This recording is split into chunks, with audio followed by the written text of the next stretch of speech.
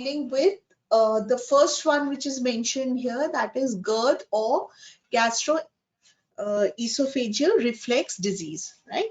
So gastrointestinal motility, basically when we talk about the GI movements, we are talking about how the food which we ingest is from the oral cavity, it moves towards the anus. So in between the oral cavity, its passage from the oral cavity downwards into the esophagus, then it goes into the stomach. From the stomach, it will go into the small intestine. From small intestine, it will go into the colon, and finally it would be excreted out from the whatever the feces is formed would be excreted out through the anus, right?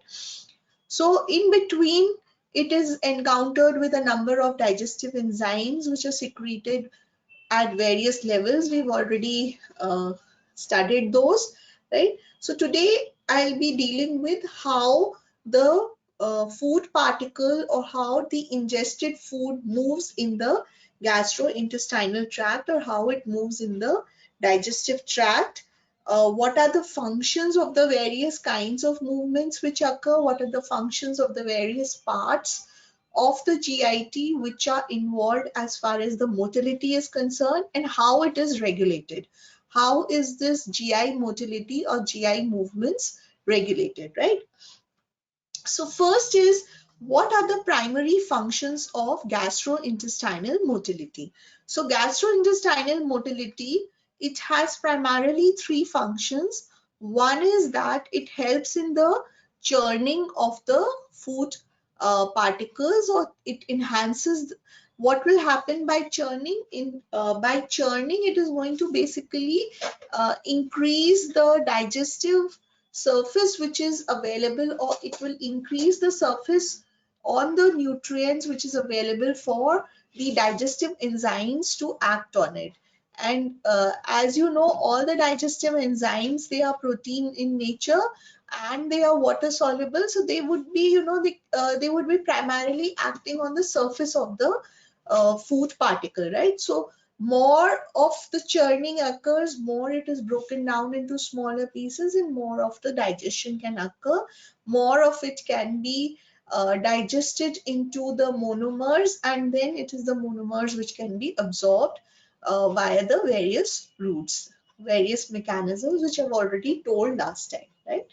Second function of GI motility is that it helps in the propagation, or it helps in the propulsion of the food and its digestive products in the caudal direction, and ultimately it is going to eliminate the non-digested, non-absorbed material in the form of feces, right? So first function is of churning, second is propulsion, and third is of course the reservoir function. Reservoir function is that at every point in the gastrointestinal tract, the food particle, whether you are talking of the bolus of food or you are talking of the chyme which goes out from the stomach, it has to stay for some time within that particular period, within that particular part. Why? Because you need some time for the secretions to occur, and you need some time for those secretions to act on the food particles or on the nutrients, right? So motor activity allows some hollow organs, especially the stomach and the large intestine, to hold the luminal content, exerting a reservoir function.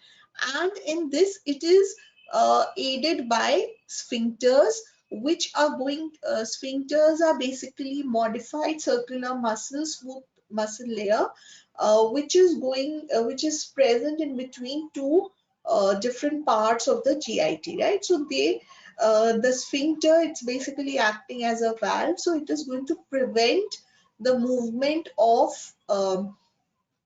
the food particles both in the forward as well as in the backward direction. They will not allow in the backward direction, but in the forward direction, it is going to give ample time for the substances to remain within a particular part of the GIT, so that the action of enzymes can occur. So for this we have one is what was the function of the GI motility. Then we come on to what brings about the GI motility. So when you talk about movement, you talk about muscles. And when you talk about muscles, you're talking about a muscle of an organ. So when you talk about the muscle of an organ, you are talking about the involuntary muscle. And when you talk about involuntary muscle, because it is not hard, so we're talking about the smooth muscle. ठीक है, तो यहाँ पर smooth muscle होता है, but कुछ places पे यहाँ पे skeletal muscle भी होगा, which I'll mention, right? So the muscle layers of the GIT I've already told in my introductory class that GI smooth muscle, it is arranged in the form of a longitudinal muscle layer, and it is arranged in the form of a circular muscle layer, right?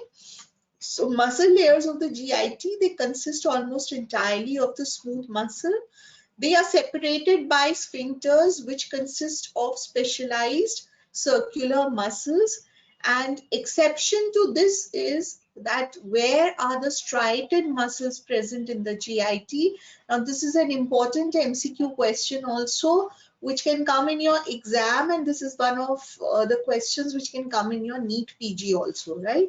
So what are the exceptions, or which are the places where the smooth muscle is not present in the GIT, instead the striated muscle is present, are the upper esophageal sphincter, the upper third of the esophagus, and the external anal sphincter. So there are three places in the GIT where instead of smooth muscle you have presence of striated muscles, and those three places are the upper esophageal sphincter, the upper third of the esophagus, and the external anal sphincter. So now this is just a revision of what you must have read in your nerve muscle classes, but I have put it here so that you can just get a picture, or you can get a broader picture of how the smooth muscle is uh, causing the movement within the GIT. Okay. So GI smooth muscle, the motor functions are performed by different layers of smooth muscles in its wall. It functions as a syncytium because whatever the action potential is elicited, it is going to travel in all the directions. It contracts as a whole mass, and it is happening because of the presence of gap junctions. And the distance traveled will depend upon the how excitable that muscle is. So it depends upon the muscle excitability. The electrical and mechanical properties of intestinal smooth muscle are needed for these functions, and they produce both tonic, that is the sustained contractions, and rhythmic contractions, that is alternating contraction and relaxation of individual muscle cells. If you remember from your nerve muscle physiology, you must also be remembering that in the smooth muscles, you have those smooth muscles, they have the latch bridge mechanism, right? So they have the latch bridge mechanism wherein there are tonic contractions which can occur, and the relaxation will occur only when a certain molecular changes are going to occur in the muscle. Next is the electrical activity of the GI smooth muscle. So you know that this is, you're talking about a smooth muscle. So in the smooth muscle, there is this basic electrical rhythm which is present, and there is a slow undulating membrane potential. So you don't have a fixed membrane potential like you have in case of the skeletal muscle, but instead you have a membrane potential which keeps on fluctuating, and these fluctuations are basically because of the basic electrical rhythm, and they produce the slow waves. So here you have the slow waves. When the slow waves interspersed in between, you have the spike potentials. When it reaches the threshold, then you have the action potential, which is known as the spikes.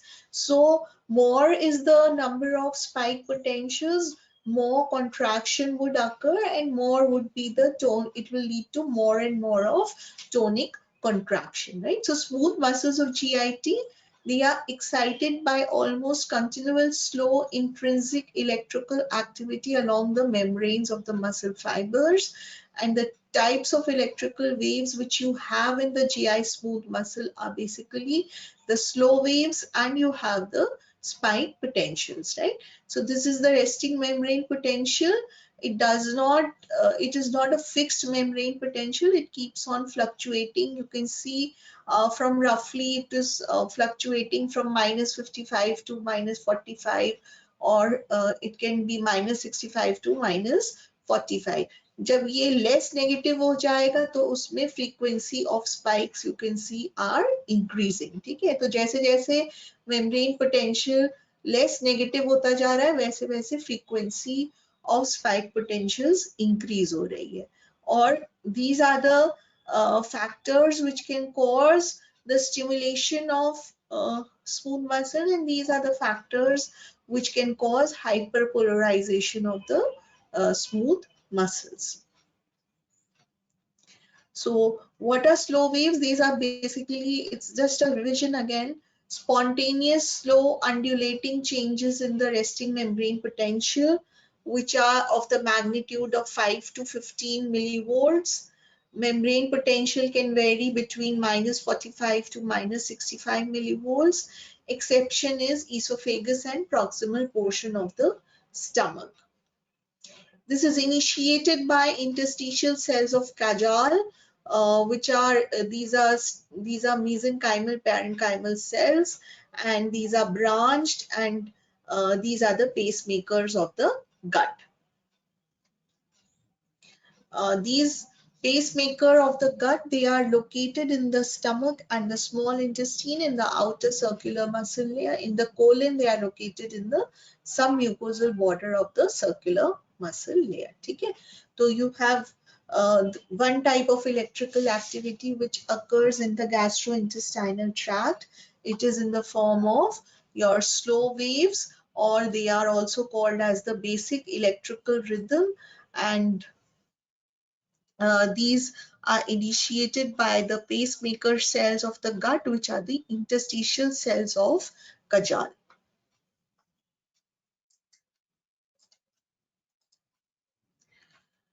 The frequency of slow wave, it ranges in different parts. So in stomach, it is less, in duodenum, it is more, and in the terminal ileum, it is slightly less as compared to the duodenum and jejunum. In the colon, the basic electrical rate rises from about 2 per minute at the cecum to about 6 per minute at the sigmoid. So it keeps on varying at different parts of the gut. What is the function of basic electrical rhythm? It is to coordinate the peristaltic and motor activity and to set the rhythm of segmentation. ठीक है? तो इसमें क्या हो रहा है? Because ये appearance कर रहा है spike potential का. कब होगा appearance spike potential का? जब वो depolarize होगा, when it becomes less negative or when it depolarizes, the frequency of spike potentials increases, so it will cause more and more contraction. So it is basically coordinating the peristaltic and motor activity. How it is coordinating? क्योंकि पहले किसी भी muscle में first thing which happens is when the stimulus comes is that there is an electrical events which occur, and those electrical events are then followed by the mechanical events, right? So in the smooth muscle also, you will have first the electrical activity, slow waves produce हो रही है in the resting state. कोई stimulus आया तो वो depolarize हुआ तो spike potentials produce हुआ. Those spike potentials will cause the they will cause the contraction of the smooth muscle. Right?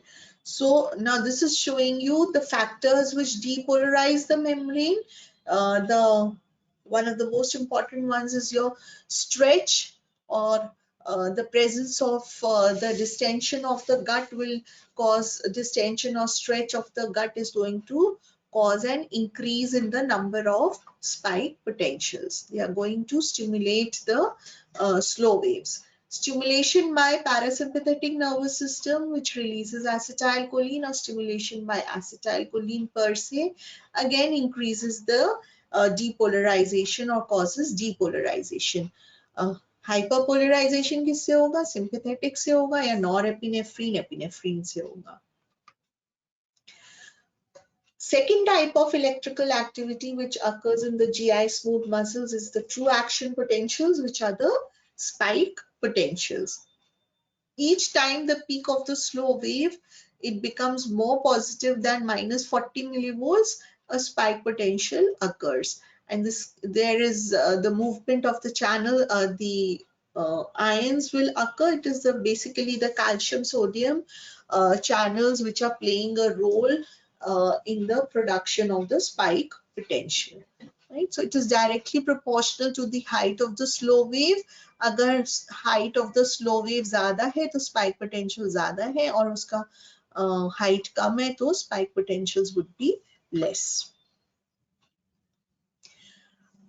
So another thing in this your GI, when we are talking about the GI motility, is the GI sphincters, right?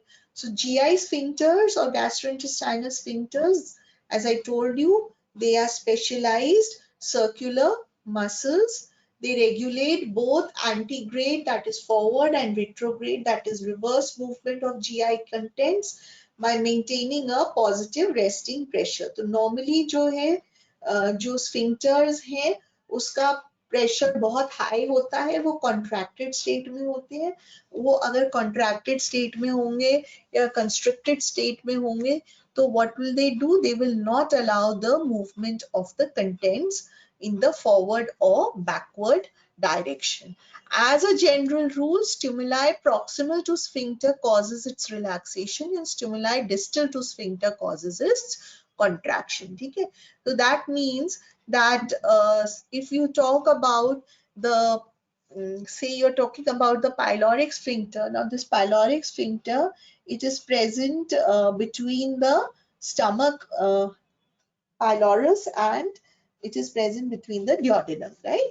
तो अगर stomach से pressure आ रहा है तो वो उसको relax कर सकता है depending upon other favorable factors if they are present. And if the pressure or if the stimulus is coming from the duodenum, it is going to cause the contraction of the pyloric sphincter. So it would be inhibitory to the pyloric sphincter. So that is what is basically meant by stimuli proximal causes relaxation and distal causes contraction of a sphincter. They effectively serve as one-way valves, so they will allow the forward movement to occur of the contents. Location of a sphincter will determine its function, कि वो कहाँ पे located है, whether वो esophagus में located है, whether वो stomach पे located है, whether वो anus पे located है, or whether वो cecum पे located है. So that is in turn going to determine the function of that particular sphincter, right? So in human beings, we have 6 sphincters in the gastrointestinal tract. We have 2 in the esophagus. One is the upper esophageal sphincter. The second one is the lower esophageal sphincter. Then we have a pyloric sphincter, ileocecal sphincter, and we have 2 anal sphincters, the internal and the external anal sphincter, right? So depending upon the location, it would be having its function. So I will discuss these sphincters when I'm discussing the motility at the specific parts. Now coming on to the movements of the GIT, right? So what are the basic movements of the GIT? What are the functional types of movements of the GIT? There are basically 2 types of functional movements in GIT. One, which is going to cause the propagation of the contents, which is known as the propulsive movements, and the second one is the one which causes the churning, the mixing, and the grinding of the contents, so that those are known as the mixing movements. So in the propulsive movements, we have primarily the peristalsis and we have the mass movements. In the mixing movements, Peristalsis also serves as a mixing movement depending upon the you could say whether the sphincters are in the contracted or in the relaxed state. So accordingly, peristalsis can also be a part of mixing movement. But by and large आप ये याद रखो कि दो तरीके के movements हैं, propulsive and mixing movements. So mixing में you have the segmentation contractions and you have the horstrations.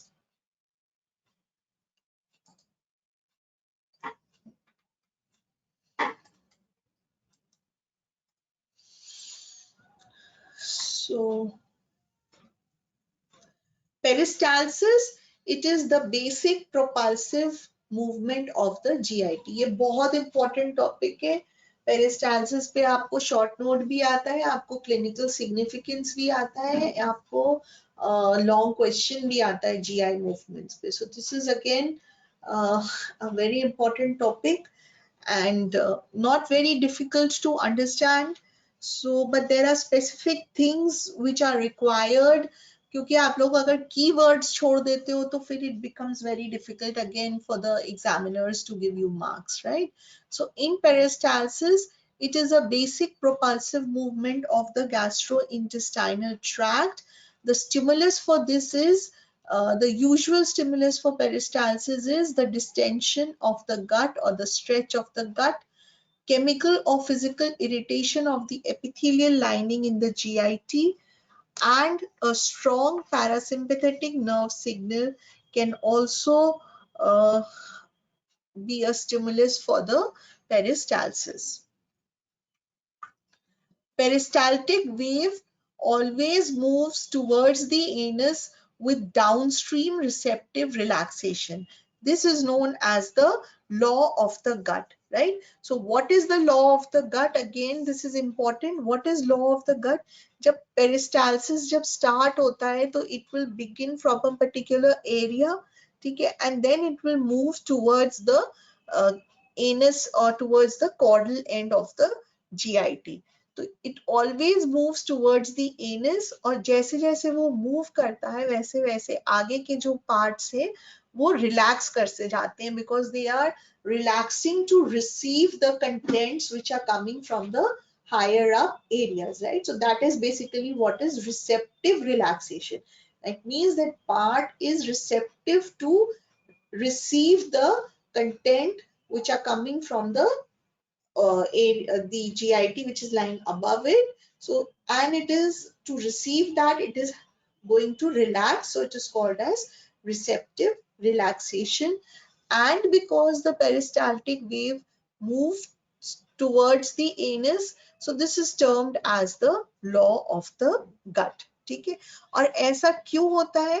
इसका basically reason it is probably because जो माइंट्रिक प्लेक्सेस है, दो प्लेक्सेस आपको बताए थे इंट्रिक नर्वस सिस्टम में, माइंट्रिक प्लेक्सेस और मीजनस प्लेक्सेस. माइंट्रिक प्लेक्सेस जो है basically it is polarized in the direction of the anus, right? Since this peristalsis, it is an intrinsic you could say activity which is occurring of the gut.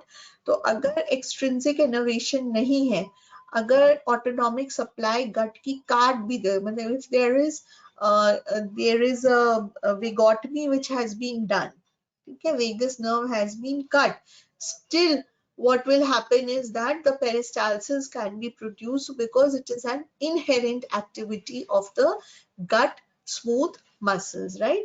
So and inherent activity हो रही है, muscle की activity हो रही है, तो वो myenteric plexus से हो रही है. अगर वो सिक्रीटरी एक्टिविटी होती तो वो मीजनस प्लेक्सस से होती, right? So here why there is a polarization of the mayenteric plexus towards the anal side, and hence probably the peristaltic wave always moves towards the anus, and this is known as the law of the gut.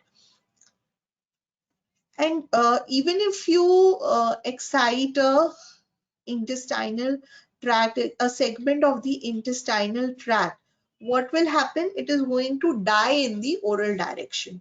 It is only going to be propagated in the forward direction. because this I've already told you, effectual peristalsis, it requires an active myenteric plexus. Peristaltic activity can be increased or decreased by the autonomic input to the gut, but its occurrence is independent of extrinsic innervation. ये मैंने बता दिया आपको that the peristalsis, it depends upon for the peristalsis to occur, you have to have an intact enteric nervous system, intact intrinsic nervous system, और उसमें myenteric plexus is mainly responsible for producing peristalsis. And autonomic inputs जो हैं उसकी activity को increase या decrease कर सकते हैं, right? Progression of contents is not blocked by removal and resuture of a segment of intestine in its original position. So it will go on moving forward. It is only blocked if the segment is reversed before it is sewn back into the place. तो कई बार intestinal surgeries करते हैं. Intestinal surgeries में क्या करते हैं कि a part of intestine को cut कर दिया और उसको cut करने के बाद then the remaining parts are sutured together. What they can also do is that they've removed some part and then, you know, if by chance, by mistake, it gets reversed and then it is sutured into the gut, then it is going to block the propagation of a peristaltic wave. This is an excellent example of the integrated activity of the enteric nervous system. The local stretch, it releases serotonin, it activates the sensory neurons, which activates the myenteric plexus, and the cholinergic neurons, which are passing in a retrograde direction in this plexus, activate neurons which release substance P and acetylcholine, causing smooth muscle contraction behind the bolus. You can write this down. I'll just show you, explain this to you with the help of a diagram. This is basically showing you that what is happening in peristalsis. It says that there is the distension of the gut is produced, which causes the local stretch. It will cause release of serotonin, and this in turn will activate the afferent neuron, which will activate the myenteric plexus, and then this myenteric plexus will be sending signals in the forward and the backward direction. जो पीछे retrograde direction में है वहां पर contraction होगा behind the bolus, and there would be relaxation ahead of the bolus. So what does it basically means? It basically means that there is the presence of this bolus of food here, right? Now this bolus of food is causing the stretch on this particular part. When it causes a stretch on this particular part, then what happens is that the local stretch is going to produce the release of serotonin, and once the serotonin is released, it will send signals to the enteric nervous system. Now this enteric nervous system, this is going to release you have the acetylcholine and substance P is going to be released. So here in a retrograde manner, it is causing the contraction behind this bolus or proximal to this bolus, और आगे की तरफ क्या हो रहा है? It is releasing the neurotransmitter which is released is the vasoactive intestinal polypeptide, and you have the nitric oxide which is released, and both of these are going to cause relaxation ahead of the stimulus. समझ आया ये? तो इसमें क्या हो रहा है? Bolus of food है, इसने लोकल स्ट्रेच प्रोड्यूस करा. जहां बोलस ऑफ फूड है उसके पीछे क्या होगा? कॉन्ट्रैक्शन होगा. कॉन्ट्रैक्शन क्यों होगा? क्योंकि यहाँ पर एसिटाइलकोलिन और सब्सटेंस पी एक्ट कर रहा है, और इसके आगे क्या होगा? रिलैक्सेशन होगा. क्यों होगा? क्योंकि यहाँ पे दूसरा न्यूरोट्रांसमीटर्स है, that is your vasoactive intestinal polypeptide and nitric oxide. ठीक है? So it will cause this contraction, will push this bolus of food, and now what will happen? It has moved forward, and now a new area of stretch has occurred, and similarly it is going to cause the same sequence of events. It will further push it, and this is happening in a caudal direction. So because it says that the mesenteric plexus is polarized, what does it mean? कि उसके पीछे वो neurotransmitter ऐसे release कर रहे हैं जो constriction करवा रहा है और आगे की तरफ रिलैक्सेशन हो रहा है, ठीक है. And since it is moving towards the anal direction, this is known as the law of the gut, right? It is causing the movement of the bolus of food in the forward direction, so it becomes a propulsive movement. There is a movement of bolus of food which occurs, so this becomes a propulsion or the propulsive movement, right? So peristalsis is a propulsive movement. Collection of large amount of food causes the stretching of the gut wall, stimulates the enteric nervous system, causes contraction of gut wall 2 to 3 centimeters behind this point. Contractile ring appears. It initiates a peristaltic movement. और आगे वाला area जो है वो उसको receive करने के लिए रिलैक्स कर रहा है, तो उसका रिसेप्टिव रिलैक्सेशन हो गया. So this is time 0, this is seconds later, so it occurs within seconds. Movement from the ORAD to the caudate direction, and this is known as the law of the gut, and peristaltic contractions are responsible for the forward movement of the food. Okay.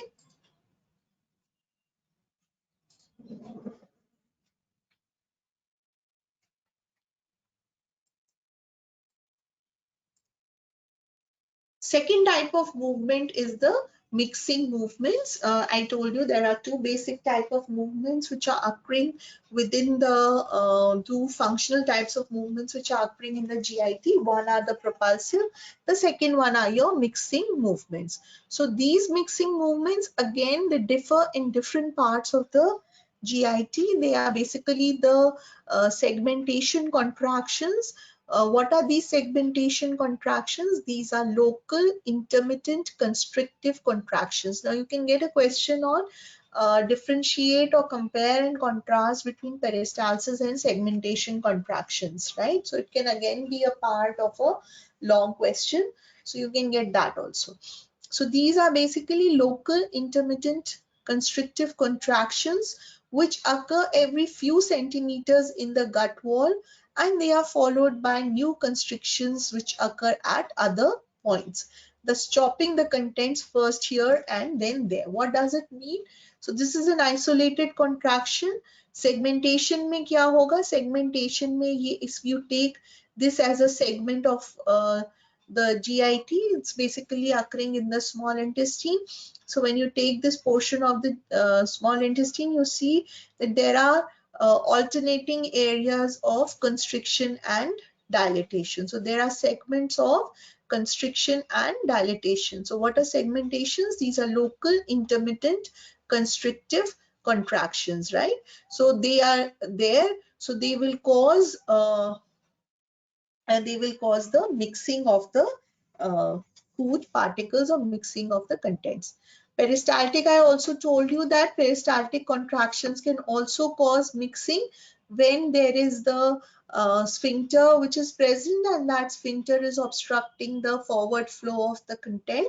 So if the peristaltic wave, it has begun and it reaches that area, so it is not able to go forward, so it will go again, it will be retropulsed, or it would be you could say pushed in the backward direction. The retropulsion would occur, so again it will help in the mixing and the churning of the contents. So these are your segmental contractions. Now you can see that initially this was the area which was contracting. In the next few seconds, what will happen is that the areas which were relaxed would contract and the areas which were contracted would relax. So it will help in kind of mixing and churning. ऐसे आप shaker में करते हो ना, it's kind of helping in mixing and cutting action. So this is basically what is there, that it said that occurs every few centimeters followed by new constrictions which occur at other points. So this is basically what is meant by new constrictions have occurred at other points. So this was initially constricted and now this area is constricted. Another movement which occurs in the GIT is, this is again very important, one of the favorite questions again of the examiners. They give migrating motor complexes. Okay, just 2 minutes.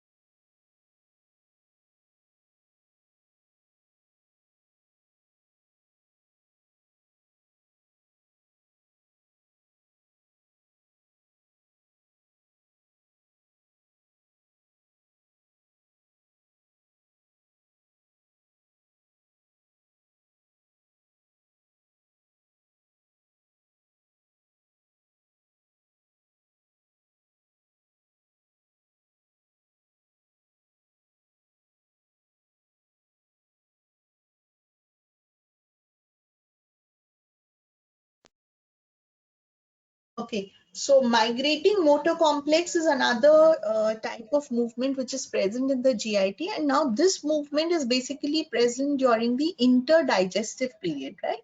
So you have the peristaltic and the segmentation contractions, which are usually which occur during the fed state. But when you have taken a meal and it's been almost more than 1.5 hours to 2 hours, then it is the time for the migrating motor complexes to occur. So what are migrating motor complexes? These are basically the electrical and motor activity in the GI smooth muscle.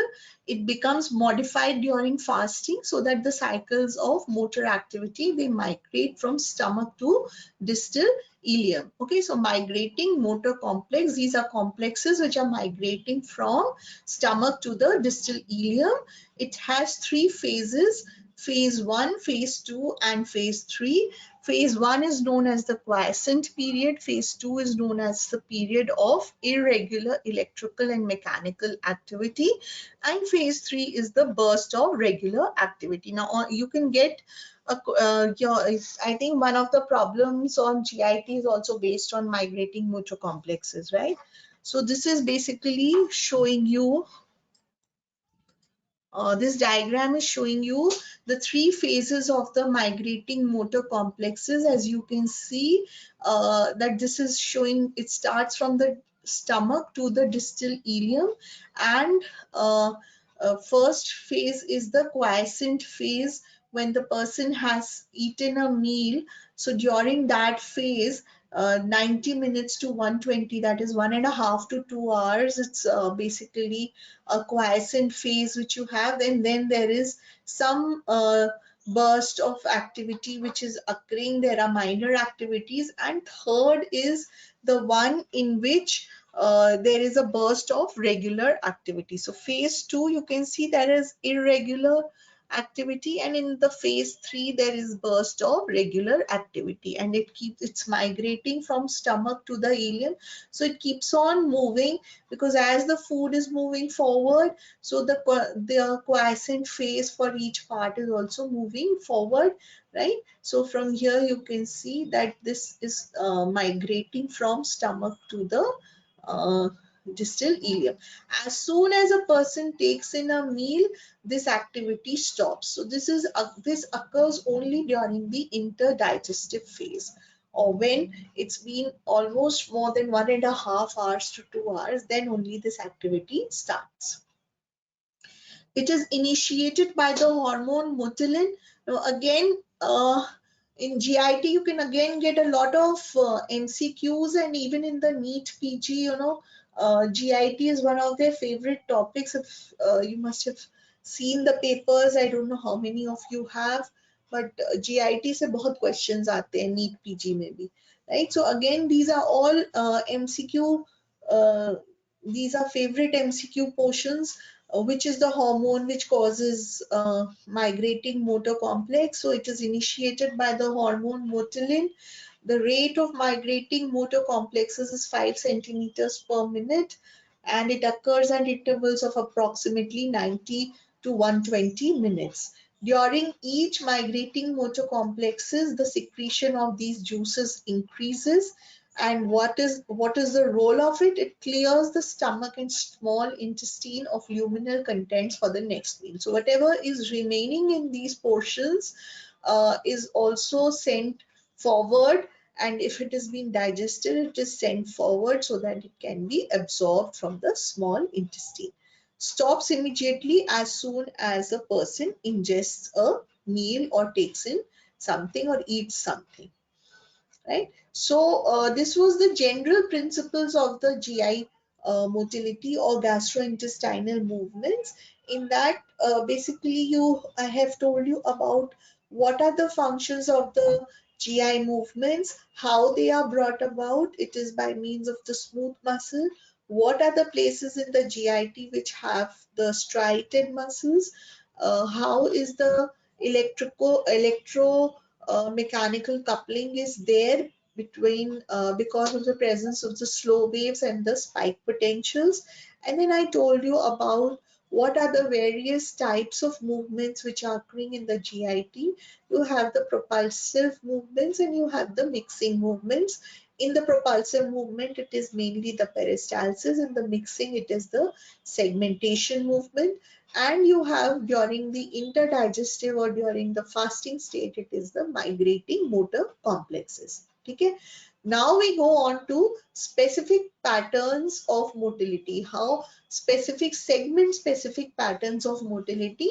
So starting from the mouth up to the large intestine, you have in the mouth, it is basically the mastication, the deglutition, and the esophageal motility. So chewing is mastication, swallowing is deglutition, and esophagus is because when the swallowing occurs, the bolus of food goes from the oral cavity to the stomach.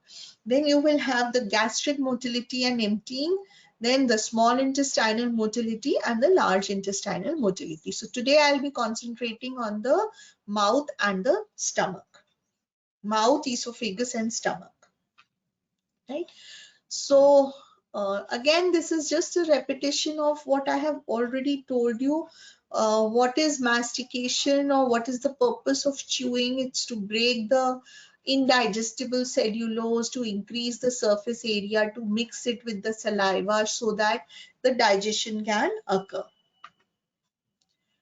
Sometimes it's a voluntary behavior, but it is more frequently a reflex behavior. So once you start chewing, you don't think that you are chewing, right?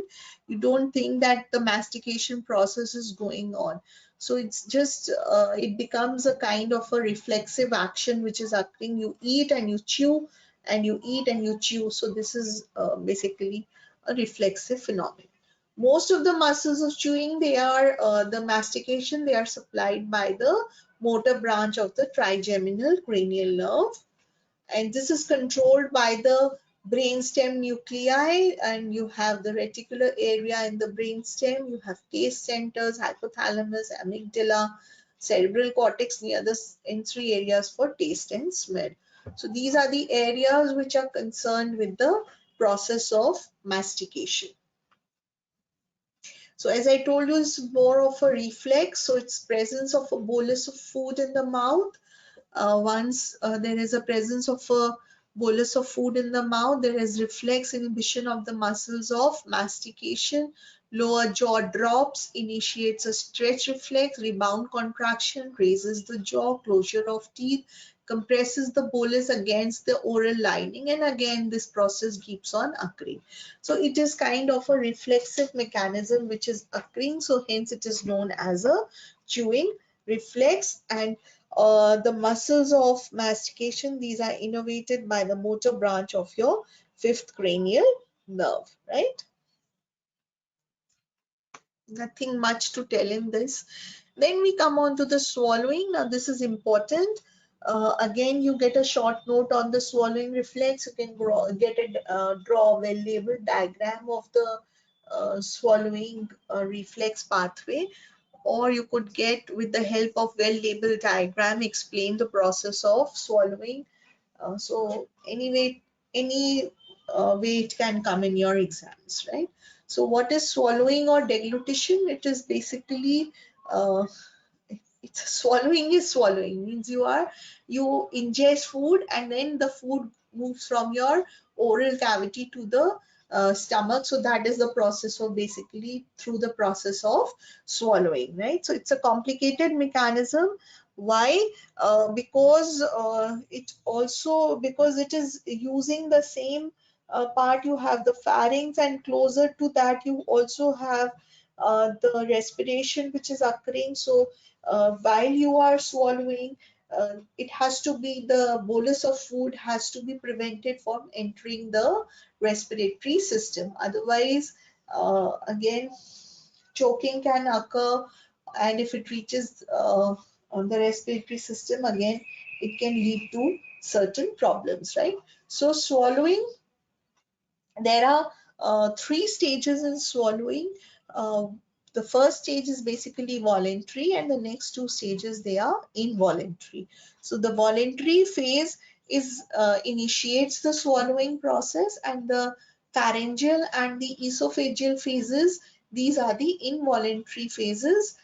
Pharyngeal is passage of food through the pharynx into the esophagus, and esophageal phase is passage of food from pharynx to the stomach, right? So in this diagram, as you can see, it is showing you the swallowing center, and this swallowing center is also basically present in the brainstem.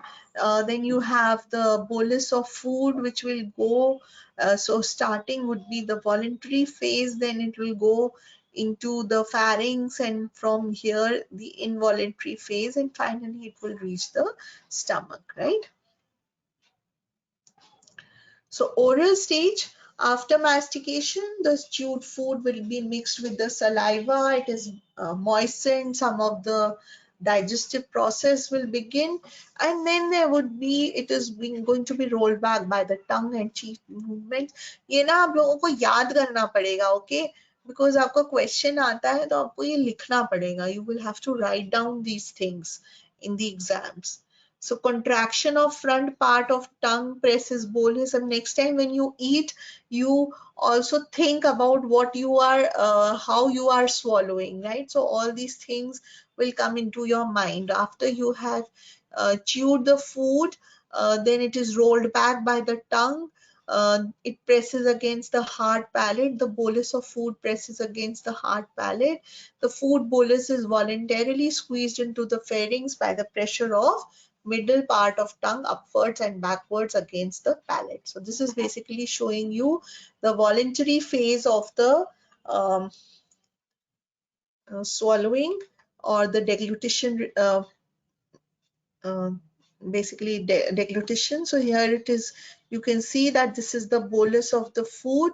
So once the bolus of the food, you've chewed it, the tongue is going to press it towards the hard palate. So it is pushes the food bolus to the back of the mouth.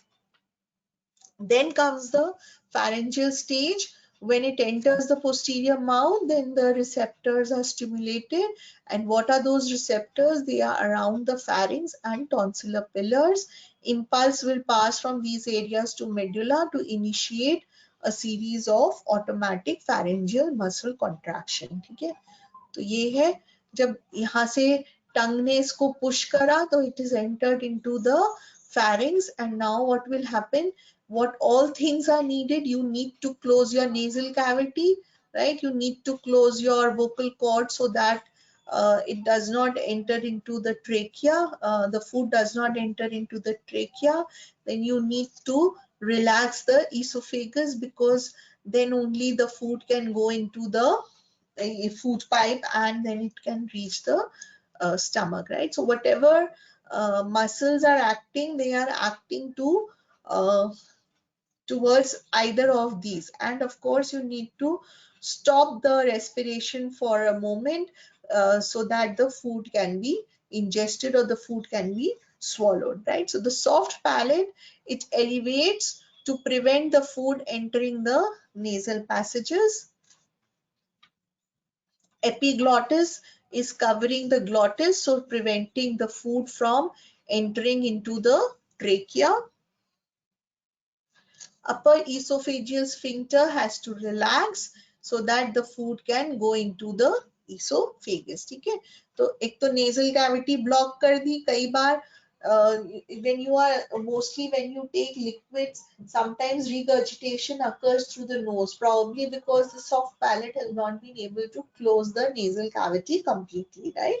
Or sometimes you cough when you eat after you have eaten, because probably it's gone into your respiratory, it's going towards your respiratory system. So by the explosive coughing action, you expel those products, those food contents from reaching the respiratory system or comes out of the respiratory system.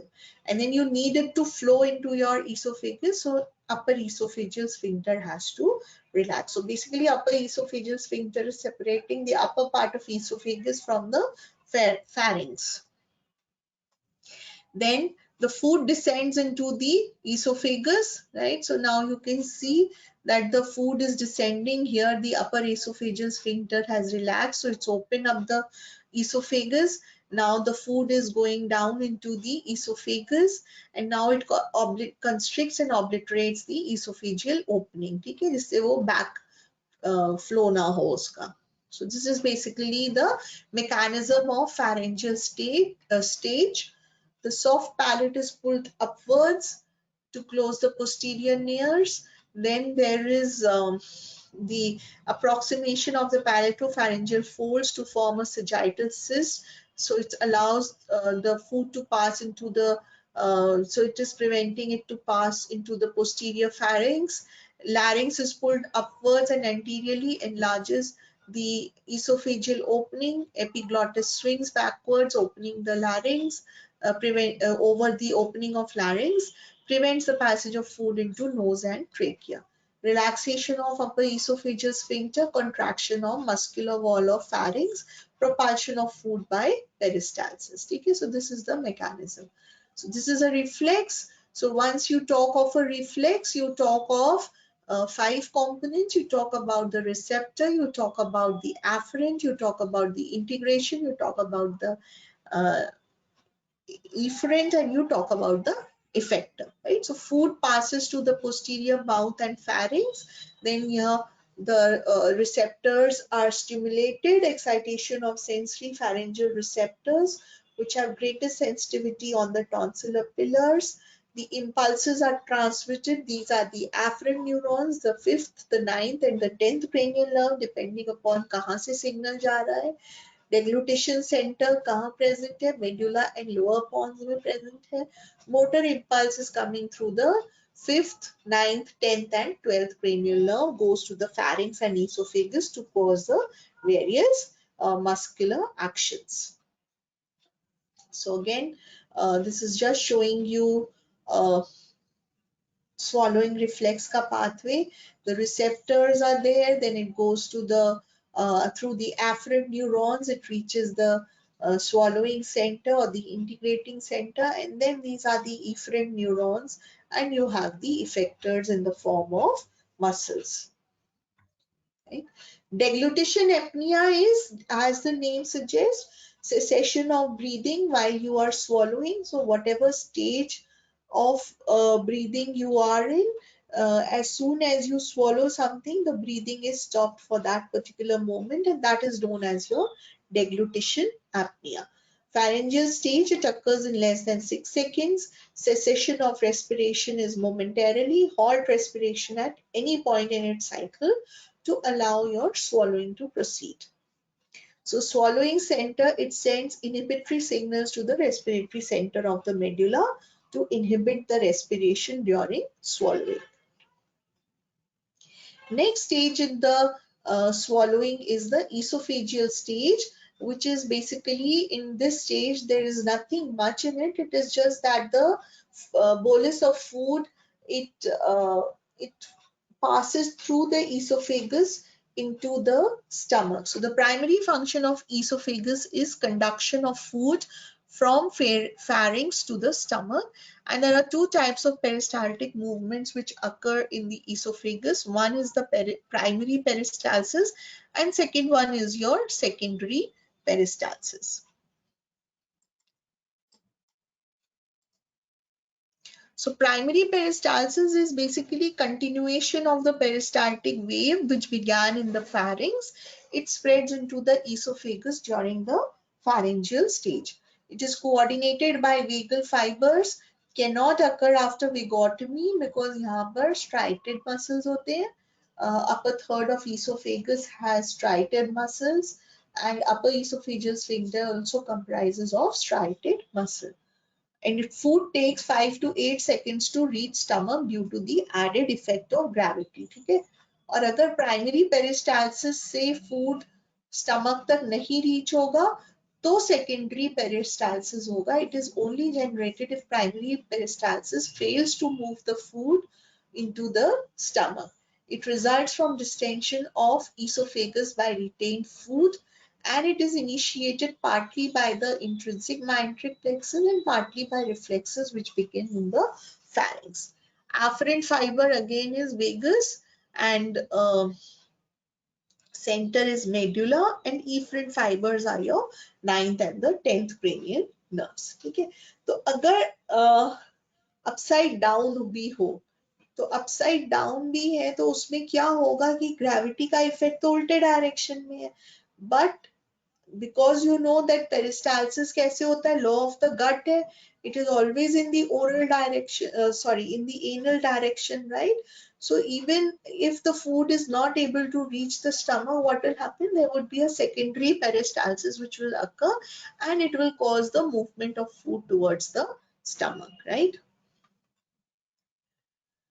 Then when it has reached the lower part of the esophagus, now the lower part of the esophagus at that particular point where it is connecting with the stomach, ऐसा नहीं है कि वो हर समय खुला रहता है. क्यों?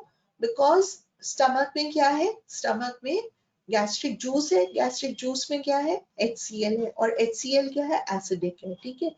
तो stomach में तो gastric mucosal barrier है to protect it from the harmful effects of acidic contents, right? But esophagus we don't have any protective mechanism. So we have to have some protection so that the gastric acid does not come into the esophagus. उसके लिए क्या वहां पर present है? वहां पर there is a presence of a sphincter, and because it is present in the lower part of the esophagus, it is known as the lower esophageal sphincter. ठीक है. This sphincter normally remains tonically constricted, and the tonic activity of the lower esophageal sphincter between meals prevents the reflux of gastric contents into the esophagus. And you can see कि अगर acidic content esophagus में आएगा तो वो damage कर देगा उसके epithelium को, उसको damage कर देगा, तो then there would be ulcerations or there can be strictures which can occur, and then it will again have serious GI. The person will have serious GI problems. So during the resting condition, the intraluminal pressure is 30 millimeters of mercury in contrast to the mid portion of esophagus. So lower esophageal sphincter का intraluminal pressure जो है during resting state 30 millimeters of mercury होता है, which is much higher as compared to the other part of the esophagus. Receptive relaxation of lower esophageal sphincter occurs ahead of the peristaltic wave so that it allows the movement of swallowed food into the stomach. And relaxation is mediated by the release of nitric oxide and vasoactive intestinal polypeptide, which I have already told when I told you about peristalsis. Right? So lower esophageal sphincter, it is primarily made of 3 components. One which is forming it is the it is known as the intrinsic sphincter, which is formed by the smooth muscle, and two other parts are the extrinsic sphincter, which are formed by crural portion of diaphragm and by the sling fibers or oblique fibers of the stomach. So both of these sphincters, they operate together to permit the orderly flow of food into the stomach and prevents the reflux of gastric contents into the esophagus. So ये जो diagram है, this is basically showing you the lower esophageal sphincter. So you can see this lower esophageal sphincter. As I said, it comprises of three components. What are those three components? It is the internal and the external sphincter which is there. So internal is formed by the smooth muscle, और जो external है, एक तो वो बन रहा है crural part of the diaphragm से, और जो दूसरा बन रहा है वो sling fibers है स्टमक के, उनसे बन रहा है, ठीक है, ओब्लिक है वो फाइबर्स. तो उससे क्या होता है कि it is kind of causing or it is kind of preventing the backflow of the gastric contents, right? So the lower esophageal sphincter made up of three components: intrinsic sphincter formed by smooth muscle, extrinsic sphincter which is formed by fibers of crural portion of diaphragm, and sling fibers of the stomach, helps to close off the esophagogastric junction and prevent regurgitation when the intragastric pressure rises. So both of these operate together and they prevent the reflux of the gastric content. So this is showing you esophagogastric junction. Esophagus और stomach के junction को दिखा रहा है. Lower part of oesophagus में है वो lower oesophageal sphincter है. लोअर इसोफेजियल स्फिंक्टर के तीन कंपोनेंट्स हैं, एक इंटरनल और दो एक्सटर्नल. जो इंटरनल है वो स्मूथ मसल से बना है और जो एक्सटर्नल है वो क्रूरल पार्ट ऑफ डायफ्राम से बना है और ओब्लिक फाइबर्स ऑफ स्टमक से बना है. Right? So function of esophagus and its sphincters. अब एक साथ अगर if you just try to summarize it, so you can see that esophagus has both propulsive as well as protective functions. Propulsive functions में क्या है? Food is transferred to esophagus. So ये upper esophageal sphincter जो है वो relax करता है, allow करता है entry of food into the oesophagus, और यहाँ से थ्रू प्राइमरी पेरिस्टालसिस जो फूड है और with the effect of gravity it reaches the stomach, और स्टमक की एंट्री पे यू हैव दिस इसोफेगोगैस्ट्रिक जंक्शन पे you have the presence of lower esophageal sphincter which will relax and cause the entry of food into the stomach. Protective क्या है? Protection, ये दोनों sphincters present हैं, protect कर रहे हैं. किस चीज से प्रोटेक्ट कर रहे हैं? Protects the airway from swallowed material, protects the airway from gastric reflux, clears the material which have been refluxed from the stomach, and it protects the esophagus from gastric reflux, right? So these are protecting the airway and the esophagus from the reflux, and they are also causing the propulsion or the propagation of the bolus of food. Right? So when a person swallows, then there are certain pressure changes which occur during swallowing, right? और ये जो pressure changes during swallowing होते हैं, these are measured with the help of esophageal manometry. तो manometer, esophageal manometry के through these pressure changes are measured, because if a person says that he or she is having dysphagia, dysphagia is difficulty in swallowing, right? So the person can say that he or she is having dysphagia or difficulty in swallowing. That person can say that he or she is not able to swallow both solids and liquids, or can say only liquids, or can say only solids. So then you go in, or then you can say that he has heartburn or he has acidity, or you can say that there is chest pain also. Then again this cause has to be ruled out, whether it is a cardiac cause or it is arising. This atypical chest pain can be because of some gastroesophageal reflux disease also, right? So then you have to see for the pressure changes which are occurring at various parts of the esophagus, and this is showing you a normal recording which is has been done in a normal person.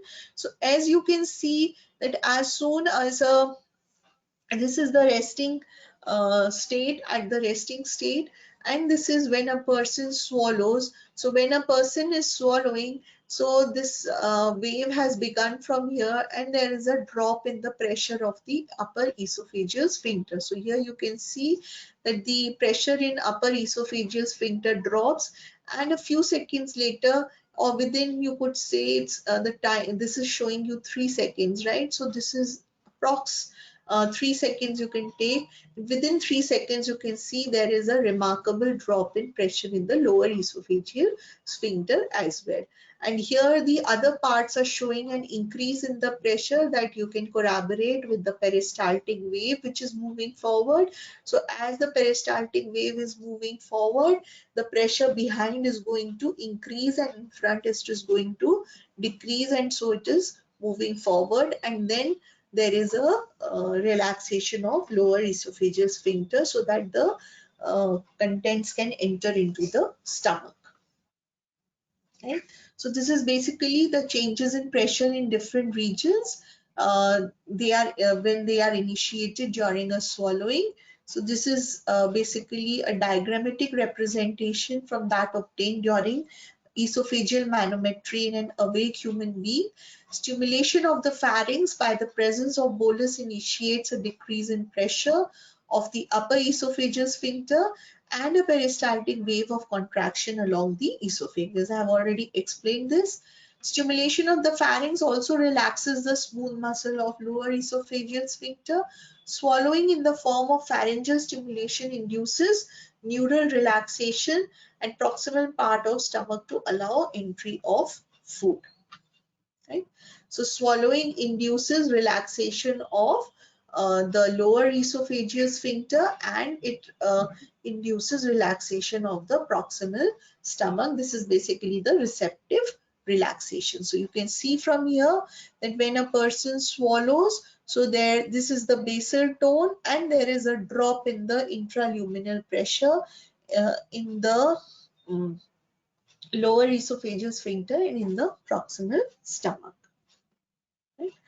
So what happens if there is a disorder of, or there is difficulty in swallowing? As I told you, difficulty in swallowing is called as dysphagia. It can be painful swallowing when it is known as odynophagia. And then you have these two terms. One is the achalasia cardia and the other one is GERD, or the gastroesophageal reflux disease, sorry. Right? So what is achalasia? As I told you, there is an increased resting lower esophageal. Normally you have in the lower esophageal sphincter, there is a particular resting tone which is there, and as soon as the peristaltic wave approaching it, it was going to relax in case of a normal person. But what happens here is that in case of achalasia, this fails to relax, and there is an increased resting tone in this sphincter also, so it fails to relax. It could be because of defective release of nitric oxide and vasoactive intestinal polypeptide. तो उससे क्या होगा? उससे food यहाँ पे accumulate hoga, and the esophagus will start dilating. So this is, food accumulates in the esophagus and the organ becomes massively dilated. This is termed as megaesophagus, and this is basically a disorder of the mesenteric plexus is deficient at the lower esophageal sphincter. So there is a deficiency, or there is a defective release of the relaxation the neurotransmitters which cause relaxation. Right? So when you do a barium swallow in this person, it is a typical appearance which is called as the bird's you could say the bird's beak appearance is seen, and here you can see that the esophagus is dilated, and here you can see it is in the form of a beak of a bird. So this is the difference between the normal and the barium swallow of an Echinacea cardia subject, right? Treatment of echinacea is pneumatic dilatation of the sphincter. It is mechanically dilated, or surgically the weakening of lower esophageal sphincter is done, or drugs which inhibit the tone of lower esophageal sphincter can be administered to the person. Second disorder of swallowing is, or of the esophagus, is the gastroesophageal reflux disease, which is also known as GERD. And it is commonly referred to, if the patient comes to you, that person will give you symptoms of heartburn or indigestion. And this is supposed to be one of the commonest reasons why the people come to their treating physicians. It occurs when the lower esophageal sphincter allows the acidic contents of stomach to reflux back into the distal part of esophagus. तो अगर उसकी tone बढ़ जाएगी, वो allow नहीं करता movement को, उसमें एक्लेजिया हो जाएगा, उसकी टोन कम हो जाएगी, तो वो reflux of acidic contents from stomach होगा, तो then it will give rise to GERD. The region of esophagus, unlike stomach, I have already told you, does not have protective mechanism. So it is going to activate the pain fibers and thereby result in discomfort and pain, right? And it can lead to ulceration and strictures. Treatment can be done for temporary relief. H2 receptor antagonists can be given, or proton pump inhibitors can be given, right? So that is that is all about the mastication. Then you have the swallowing. In the swallowing, you have the three phases of swallowing: the voluntary and the involuntary. In the involuntary, you have the pharyngeal and the esophageal stage.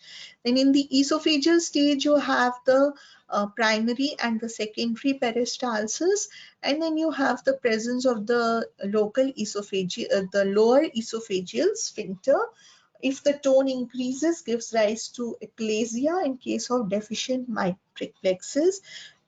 If it is less, so it can lead to the regurgitation of the stomach contents into the esophagus and lead to heartburn and indigestion, right? And mechanism of swallowing, again I have explained in detail, and regulation is it is mainly the nervous regulation by means of which the swallowing is. It is a reflex, so it's neurally mediated reflex. Now we come on to another segment specific motility, and that segment specific motility is your gastric motility, right? Very, very important again. Just taking a 2 minutes break.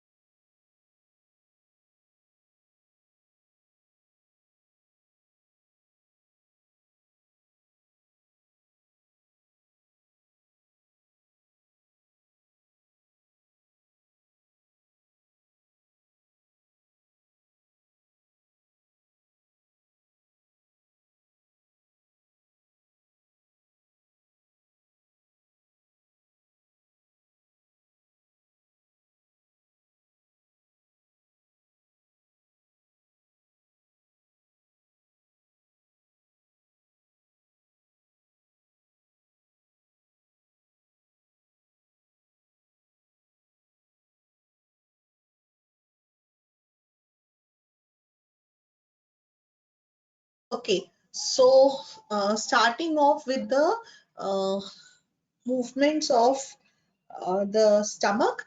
In the stomach, gastric motility, again, stomach, you have the presence of smooth muscles there. And if you remember, I had when I was telling you about the gastric secretions, I had given you a fairly good picture of how the stomach is functionally divided. As far as the motility part of the stomach is concerned, it is basically we talk in terms of the orad stomach and the caudate stomach. Okay, so orad stomach is basically the proximal two-third portion of the stomach, which includes the function of the fundus of the stomach and the body of stomach up to the two-third portion, and the rest of it is known as the caudate stomach. Okay, so this portion is basically concerned with the receptive relaxation, and you could say the mixing and the churning, and this portion is of course with the mixing and with the emptying of the stomach, because it has the presence of the pyloric antrum where the antral pump is present. So the function of gastric smooth muscle is there, again it has three functions. One is that it is functioning to store the food, so whatever food comes, the bolus of food which comes into the stomach, ऐसा नहीं है कि वो stomach में आया और एकदम वो forward move कर गया into the small intestine.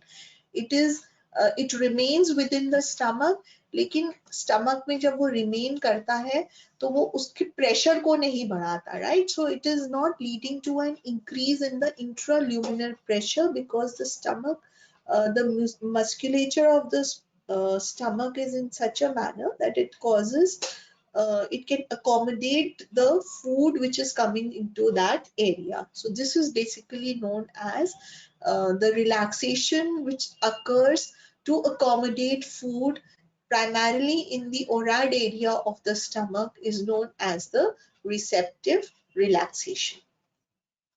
Second function जो है वो I told you is the mixes food with gastric juice, and this is a function of the caudate area. Slow emptying is ऐसा नहीं है कि सारा का सारा content of the stomach will go into the duodenum. It will propel the chyme into the duodenum at a regulated rate, and this is known as the slow emptying of the stomach, and it will occur because of the presence of an antral pump in the pyloric region. So pyloric antral region में pump present है, that's known as the antral pump. So there are three functions of GI smooth, of gastric smooth muscle: storage, mixing, and slow emptying of the stomach. Right? So what is the response of the stomach to gastric filling? When the food comes, when the bolus of food comes from the esophagus into the stomach, so esophageal peristalsis will begin, and it will cause the relaxation of lower esophageal sphincter, and this will be followed by the receptive relaxation of fundus and body of the stomach. ठीक है, तो ये gastric filling कैसे हो रही है? Receptive relaxation से हो रही है. उसके बाद क्या होगा? उसके बाद this is basically produced by a vagovagal reflex. Vagovagal means कि vagus is the afferent and vagus is the efferent, and from the integrating center both the efferent fiber would also be of the vagus, so it is known as vagovagal reflex.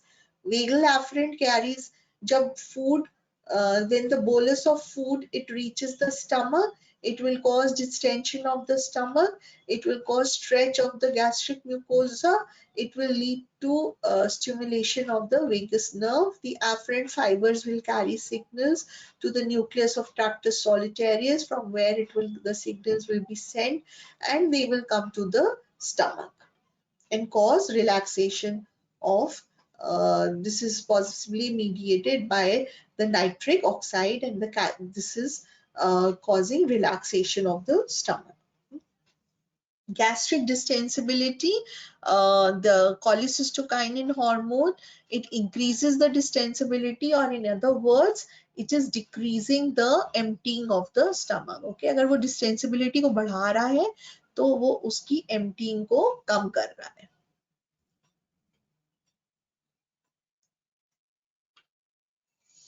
Second is the mixing and the propulsion of food in the stomach. So here you can see this is the pyloric sphincter. It is closed. So when the peristaltic wave has begun, it will reach the pyloric sphincter. It will find that the sphincter is closed. So what will happen? It will be pushed back. So this is known as the retropulsion. And if the chyme has been formed, the semi-fluid paste has been formed of the digested contents, then this sphincter can open slightly and will allow the movement of the chyme into the duodenum. Okay, so this is showing you if it is closed, it is retropulsed, and if retropulsion is occurring, so it is basically mixing of food which is occurring here with the gastric juice.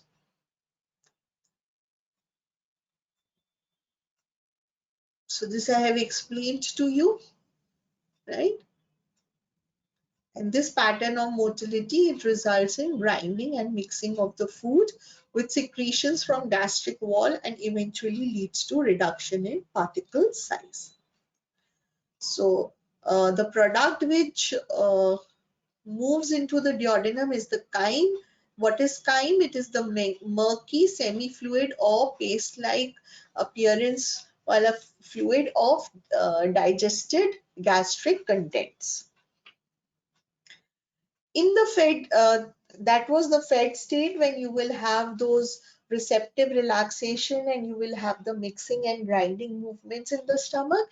But if you have not eaten food, then there can be other type of contractions which are known as hunger contractions. So these are intense contractions which occur when the stomach has been empty for several hours or more, and these are rhythmic peristaltic contractions in the body of stomach, and it becomes these become extremely strong, and they can produce symptoms of the person can have experienced mild pain, and then it is known as hunger pangs. Hunger pangs usually do not begin until 12 to 24 hours after the last ingestion of food, और ये greatest intensity reach करते हैं in 3 to 4 days.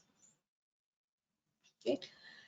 Then we have the third part of the gastric motility, and this is the most important part, and that is the emptying of the gastric contents, right? So you have the mixing and the emptying of gastric contents. So gastric emptying is very, very, very, very important, because again this comes as a long question, and you should be knowing about this. Okay, so muscle layers in the fundus and body, they are thin, so there are weak contractions.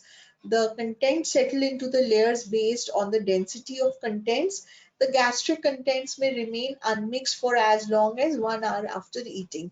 So when the food comes, when you eat, when it flows down, the bolus flows down and reaches the stomach. So the new material is present near the esophagus, and जो older contents हैं, they are towards the gastric walls. Food enters the stomach. There is contraction of the stomach. They begin in the middle of the body of stomach, travel towards the pylorus, and there is an increase in force and velocity. Major mixing activity occurs in the antrum of stomach. So this is showing you basically how the contractions are occurring. So there is the presence of the slow waves, and then you have presence of the spike potentials, and you can see that the frequency of the spike potentials is maximum in the caudate region, in the pyloric region.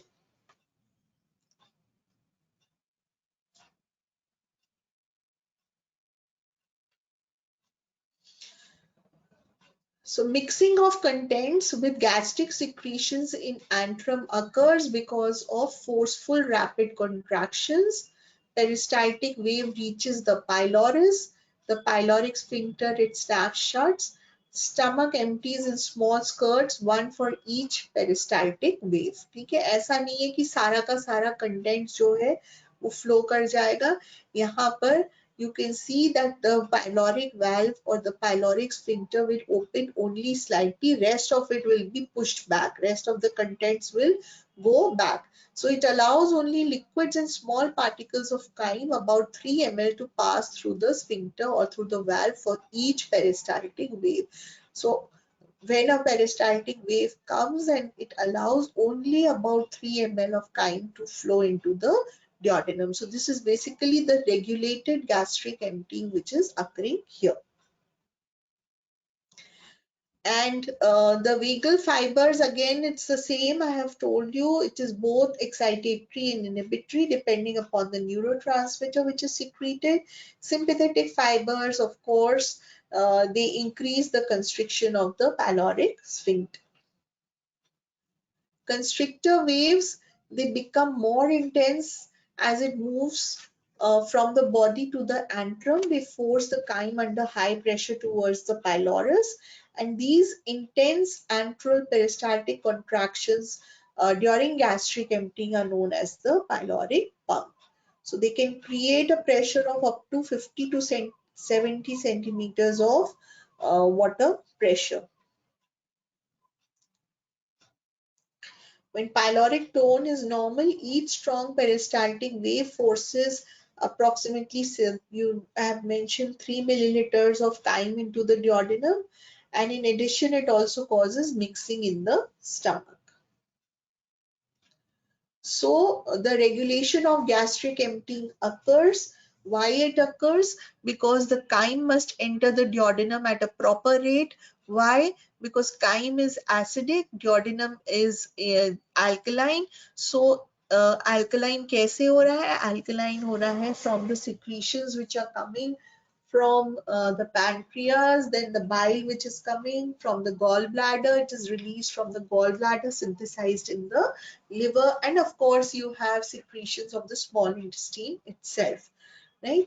So the emptying ऐसी होनी चाहिए कि वहां पर वो harm भी ना करे डियोडिनम को, और वहां पर उसमें डियोडिनम में उसका प्रॉपर डाइजेशन भी हो सके, and it can move forward and can be absorbed into the blood stream. The stomach usually empties completely within 4 hours after a meal, and rate of gastric emptying is regulated by feedback mechanisms. So regulation of gastric emptying जो होता है वो neural mechanism से होता है और hormonal mechanism से होता है. So feedback mechanisms, they diminish the force of enteral contractions and they enhance the contraction of the pyloric sphincter, right? So there are feedback mechanisms which are present both in the stomach and the duodenum, which will either increase the tone of the pyloric sphincter or they would decrease the force of the contractions which are occurring. So it is going to delay the rate of gastric emptying. तो कौन कौन से factors increase करते हैं gastric emptying को? एक तो increase tone of ओरैट stomach. अगर ओरैट स्टमक में टोन बढ़ जाएगा, या फोर्सफुल पेरिस्टाल्टिक कॉन्ट्रैक्शंस होंगे, या डिक्रीज टोन होगी पाइलोरस की, और या एब्सेंस ऑफ सेगमेंटल कॉन्ट्रैक्शंस होंगे इंटेस्टाइन के, all this is going to lead to an increase in the gastric emptying, right? दूसरा है, अगर जो meal whatever you have ingested is liquid diet, then it will also cause increase in the rate of gastric emptying. What type of food you have eaten, whether it is fats, whether it is carbohydrates, or whether it is proteins, so again it is going to determine the rate of gastric emptying.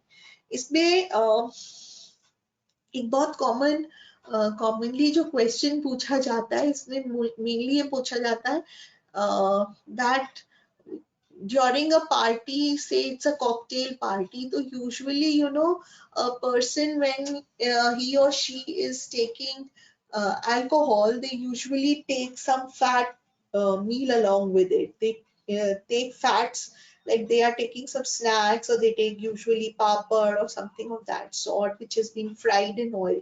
So why do they do that? They do that because so that it is going to delay the absorption of alcohol from the stomach, right? So that is the reason why it is being done. So fastest to leave is carbohydrates, followed by proteins, followed by fats. So fats are the slowest to leave the gastric or to leave the stomach. And gastrin hormone also stimulates gastric emptying. So these are the factors which increase the rate of gastric emptying. So fats, they tend to form an oily layer on the top and they are emptied later than other gastric contents. Liquids are emptied more rapidly, solids are emptied more slowly, and large or indigestible particles, they are retained within the stomach for longer periods. So this is showing you the time after feeding and how the volume of the test meal which is emptied. So you can see it is showing a liquid meal. So in a liquid meal, when it is the lipids are added with it, the rate of gastric emptying has decreased a lot, right? And this is showing you what happens, how much percentage. Again, it is the same. It is showing carbohydrates are the fastest to leave the stomach. And then you have this liver, which is non-vegetarian. And you have the solid product like a sphere, which is anyways going to stay in the stomach, right? So here you can see that in the this is the esophagus. So here it starts, the peristaltic wave, it begins. This is showing you the solid content of the stomach and this is showing the liquid content. जो fluid chyme है, it will be allowed to flow into the duodenum, और जो solid है has been retropulsed or has been reverted back into the stomach कि वापस जाओ, get yourself digested, you make yourself into a paste like substance and then only we will allow you to flow. This is what pyloric sphincter has told this solid chyme. Right, so this is basically showing you that this is the pyloric sphincter, pyloric region. The fluid chyme goes into the pyloric region and from here it will go into the duodenum. The solid chyme has been sent back as in the reverse direction. Factors which decrease gastric emptying, the activation of receptors, these are more important as compared to the factors which cause increase in the gastric emptying. So isko basically आप दो और there is another way of putting it. One, you have the gastric factors and another one you have the duodenal factors. So जो gastric factors हैं वो basically increase करते हैं और जो duodenal factors हैं वो inhibit करते हैं gastric emptying को. So activation of receptors in the duodenal or in the intestinal mucosa initiates enterogastric reflexes. Entero means intestine, gastric means stomach, and this decreases the rate of gastric emptying. So there is the relaxation of ORAD stomach ho, या decreased force of peristaltic contractions ho, increased tone of pyloric sphincter, or there are more and more segmental contractions in the intestine. All these are going to decrease the rate of gastric emptying. Then there are presence of intestinal receptors also which are present, and if you activate these intestinal receptors, they will cause a decrease in the gastric emptying. So if you see from here, there are presence of the intestinal receptors. They're basically present in the duodenum, the duodenal chemoreceptors. So they will sense the acid in the chyme, they will sense the the fat digestion products, it will sense the tonicity of the chyme which is entering inside the duodenum, they will sense the protein content in the form of the amino acids which are entering the duodenum, the amino acids, the peptides which are entering the duodenum, right? So it will be sensed by the duodenal chemoreceptors. अगर ज़्यादा acidity होगी तो क्या होगा? Secretin hormone secrete होगा, secretin hormone secrete होगा, so it will cause a decrease in the gastric emptying. अगर fatty products ज़्यादा है तो cholecystokinin और gastrointestinal polypeptide secrete होगा, which will again decrease the gastric emptying. Hypertonicity acts through an unidentified hormone. It causes decrease in the gastric emptying. Presence of the peptides and amino acids, if you remember, the products of protein digestion causes release of gastrin hormone, which in turn again causes a decrease in gastric emptying, right? Then you have signals which are coming from the higher centers, parasympathetic activity, and the sympathetic activity will again have an effect on the gastric emptying, and there would be the intrinsic innervation which is occurring, and again these receptors through the intrinsic and the extrinsic mechanism will affect the emptying of the stomach contents. Okay. So the intestinal receptors, the inhibitory effect of enterogastric nervous reflexes from duodenum, in which you have the hyperosmolality of the duodenal contents, degree of distension of the duodenum, presence of any irritation of the duodenal mucosa, and acidity of the duodenal chyme. Second is the inhibitory effect of the hormones, which I have told you, the secretin, cholecystokinin, GIP, peptide YY. All of these promote the constriction of pyloric sphincter, and therefore they slow the gastric emptying. So acid in the duodenum causes release of secretin, which inhibits the antral contractions, stimulating the contraction of pyloric sphincter, right? So neural reflexes are evoked by acid in the duodenum. These also increase the contraction of pyloric sphincter. And regulated rate of emptying, I have told you, is required so that there is no damage to the duodenum, and so that the acidic contents can be neutralized by the alkaline pancreatic juice, by the alkalinity of the duodenal secretions because of the alkalinity of the bile juice which is secreted from the liver. Fat digestion, I told you, decreases by the release of cholecystokinin and the GIP. Osmotic pressure of the duodenal contents, the hyperosmotic solutions in duodenum and jejunum, they slow the rate of gastric emptying. They have both neural and hormonal components. Hypertonic solutions release an unidentified hormone that slows the rate of gastric emptying. With diagrams here, I have already explained all this to you. Peptides and amino acids in the duodenum, they release gastrin from G cells. This increases the strength of antral contractions, increases the constriction of the pyloric sphincter.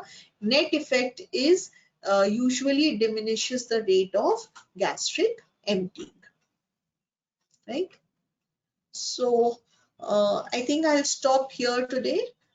So the rest of the motility I'll tell you in the next lecture would be my last lecture in the series, and there are isolated things which are left.